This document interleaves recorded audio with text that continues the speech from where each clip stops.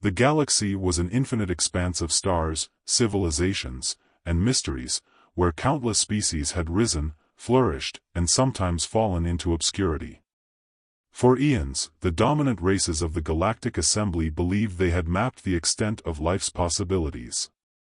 They measured civilizations not by ambition but by longevity and technological finesse. Wars, though rare, were limited to the protocols of the Assembly, ensuring that no single species upset the balance of galactic order. Then, humanity emerged, a species no one had accounted for, hidden on a blue-green planet orbiting an unremarkable star. By the time humans were noticed, they had already unlocked space travel, albeit primitive by galactic standards. Early observations by the Zynar Collective labeled Earth as anomalous. The inhabitants had an extraordinary capacity for violence, tempered by a paradoxical instinct for cooperation. This duality puzzled the Zynar. Yet, their curiosity did not drive caution, it drove arrogance. The first contact occurred not through diplomacy but through an accident. A small human craft, the Endeavour 3, exploring beyond its system, stumbled upon an alien salvage operation on the outskirts of a dying star. The alien vessel, sleek and metallic, belonged to the Thalrex Dominion, a species known for its ruthless scavenging of lesser civilizations. The Thalrex crew regarded humanity's fledgling craft with contempt. To them, the humans were little more than primitive apes who had lucked into technology. Their contempt turned to aggression when the humans dared to transmit a message of greeting. The Thalrex crew seized the Endeavour 3 and its occupants, 3 astronauts, and broadcast their actions across galactic channels. It was meant to serve as a warning to any lesser species that might dream of venturing beyond their means. The Thalrex underestimated humanity's response. The news of the captured astronauts ignited outrage on Earth. Humanity, with all its diversity and disagreements, rallied together with a ferocity the galaxy had never seen. Earth's governments united under one banner, creating a coalition of scientists, engineers, and military strategists. The goal was simple: recover their people and send a message to the stars that humanity would not be prey. In less than a year, humanity reverse-engineered fragments of alien technology left behind during earlier visits. They built their first interstellar warships, crude by galactic standards, yet brimming with innovations that circumvented conventional logic. One such ship, the Retribution, led the mission to rescue the captured astronauts. When the Retribution entered the Thalrex Dominion's outer territories, it did so with boldness. Human ships lacked the elegance of alien designs, but they made up for it with functionality and ingenuity.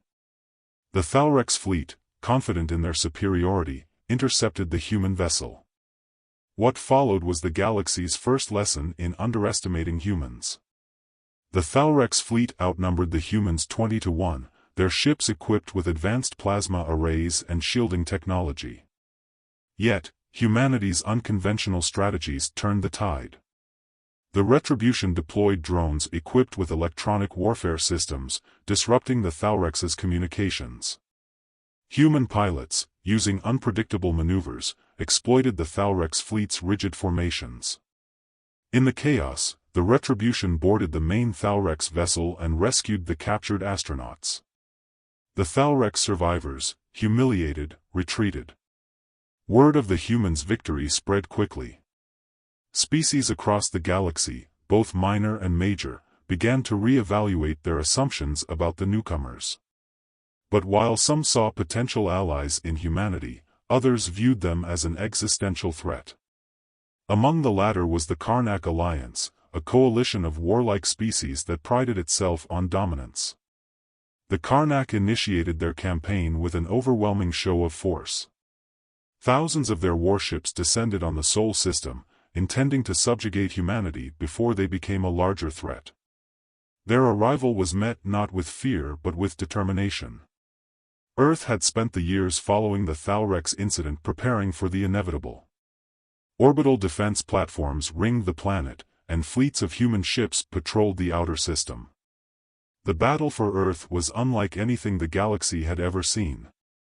Human soldiers, clad in advanced exosuits, defended their cities with unparalleled ferocity. Engineers turned the planet's natural features into traps, flooding entire regions with electromagnetic pulses that disabled enemy machinery. Civilians fought alongside soldiers, their ingenuity creating improvised weapons and strategies that baffled the Karnak commanders. Despite their technological advantage, the Karnak were forced into a retreat. Humanity didn't stop there. In a bold counteroffensive, human fleets pursued the Karnak into their own territories. For the first time in galactic history, the Karnak Alliance, a force that had never known defeat, surrendered.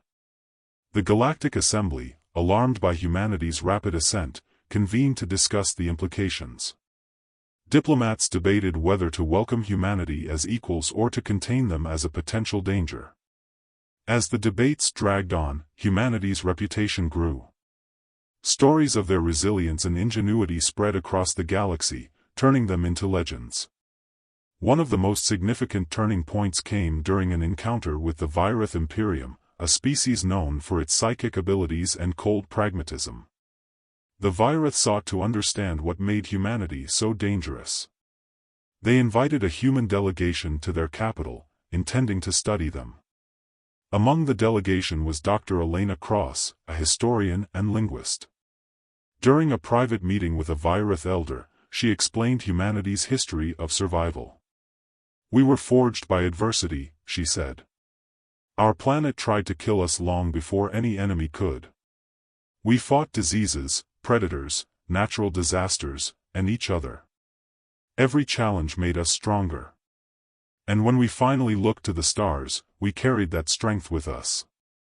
The elder, who had lived for centuries, regarded her with something akin to respect. "You are not like the others," he admitted. "You do not fear death as they do." Dr. Cross smiled. "It's not that we don't fear it. We just don't let it stop us." The Virith, impressed by humanity's resilience, chose diplomacy over conflict. They became one of humanity's strongest allies, helping Earth navigate the complexities of galactic politics. Over time, humanity's influence reshaped the galaxy. They introduced new technologies, philosophies, and cultural exchanges that bridged divides between species. Yet, their reputation as the most feared species endured. To many, humanity was a force of nature, unpredictable, relentless, and impossible to ignore. And as the galaxy continued to evolve, one truth became clear: humanity's rise was not the end of the story. It was merely the beginning of a new chapter in the galactic saga, where the most feared species didn't seek to conquer but to thrive among the stars.